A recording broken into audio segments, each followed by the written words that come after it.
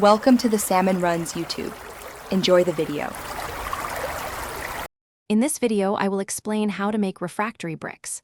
First, gather your essential materials: fire clay, grog, and water. Fire clay is crucial for heat resistance, so choose one with high alumina content. Grog, which is pre-fired clay, helps prevent cracking by reducing shrinkage. You'll also need a sturdy mold and a mixing container. Getting these basics right sets the foundation for strong, durable bricks. Now, let's mix and form your bricks. Start by thoroughly combining your dry fire clay and grog. Gradually add water, mixing until you achieve a consistent, pliable dough-like consistency.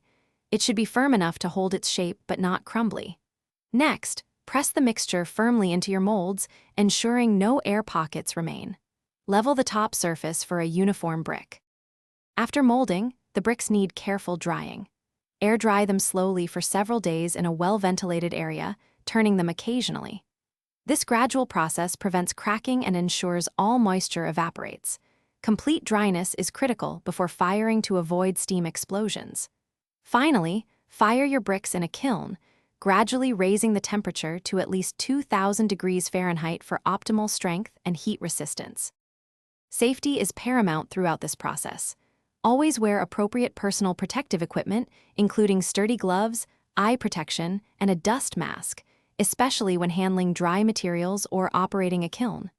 Store your finished refractory bricks in a dry environment to preserve their heat-resistant properties. Remember, proper care extends their lifespan. Also, if you're looking to keep your car smelling fresh, check the description for a link to Little Trees, Black Ice, and other great deals. Thanks for watching. Consider subscribing if we helped you.